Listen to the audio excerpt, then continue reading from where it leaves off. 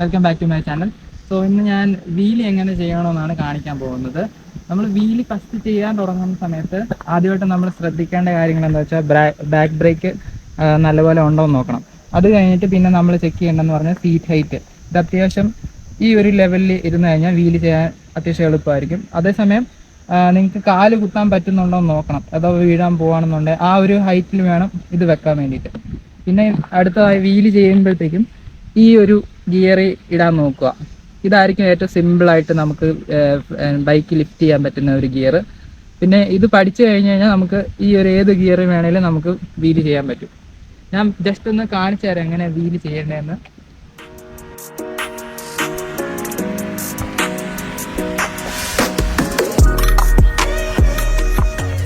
നമുക്ക് വീലി ഇപ്പോൾ പഠിക്കാൻ തുടങ്ങുന്ന ഒരാൾ ഫ്ലാറ്റ് ആയിട്ടുള്ള സർഫസിൽ തുടങ്ങുന്നതായിരിക്കും ഏറ്റവും നല്ലത്.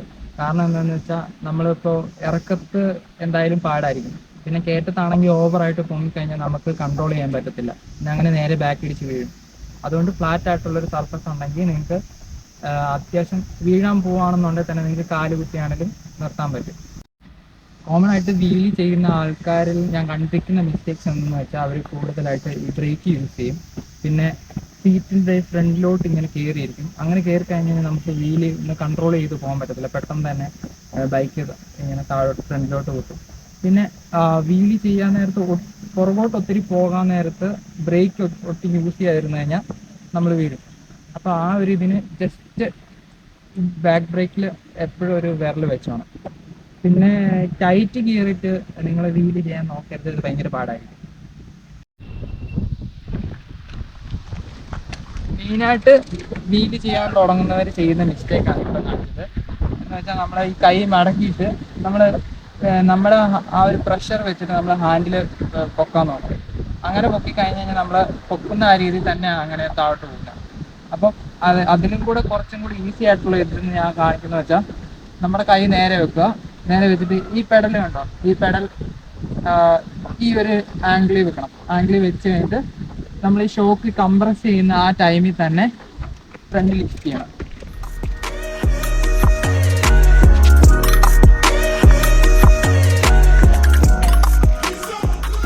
ഇപ്പം നമ്മൾ ഫ്രണ്ട് വീൽ എങ്ങനെ എയറിൽ നിർത്തണമെന്നാണ് പഠിച്ചിരിക്കുന്നത്. അപ്പോൾ ഇത് എങ്ങനെ മെയിൻറ്റെയിൻ ചെയ്യണമെന്നാണ് ഇനി അടുത്ത ഞാൻ കാണിക്കാൻ പോകുന്നത്.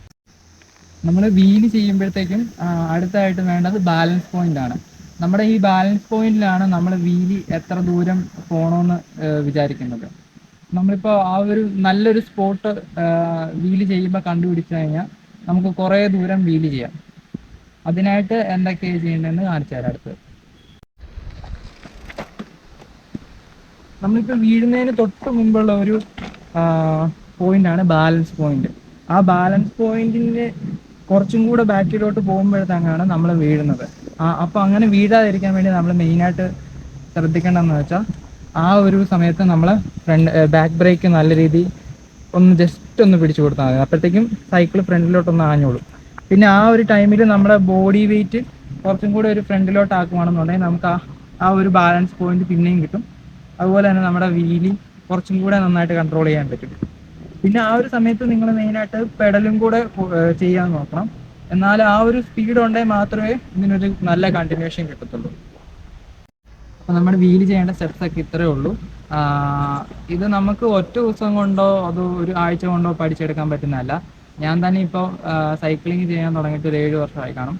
ഈ 7 വർഷത്തിൽ ഒരു വർഷമെങ്കിലും എടുത്ത് കാണും ഒന്ന് പ്രോപ്പറായിട്ട് വീലി ആയിട്ടൊന്ന് സെറ്റാകാൻ വേണ്ടിയിട്ട് തന്നെ. അപ്പം പെട്ടെന്ന് പഠിക്കാമെന്നുള്ളൊരു ഉദ്ദേശത്തിൽ ആരും വീലി ചെയ്യാൻ നോക്കരുത്. ഇതിന് നല്ല ടൈം എടുക്കും. പിന്നെ പ്രാക്ടീസ് എത്രയും നല്ലതായിട്ട് ചെയ്യുന്നോ അത്രയും നന്നായിട്ട് നിങ്ങൾക്ക് വീൽ ചെയ്യാൻ പറ്റും.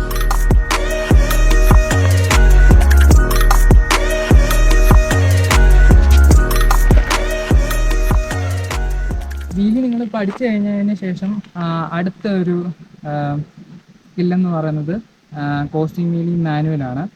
ഇതിന് നല്ലൊരു ബാലൻസ് പോയിന്റ് കിട്ടിക്കഴിഞ്ഞാൽ നിങ്ങൾക്ക് ഇതിൽ രണ്ടിലോട്ടും പെട്ടെന്ന് കൺവേർട്ട് ചെയ്യാൻ പറ്റും. അപ്പോൾ നമ്മുടെ വീലിലെ വീഡിയോ ഇത്രയൊക്കെ ഉള്ളൂ. നിങ്ങൾക്ക് എന്തെങ്കിലും വീലിയുടെ ഡൗട്ട്സ് ഉണ്ടെങ്കിൽ കമൻറ്റ് ബോക്സിൽ ഒന്ന് ജസ്റ്റ് ഒന്ന് മെൻഷൻ ചെയ്താൽ മതി.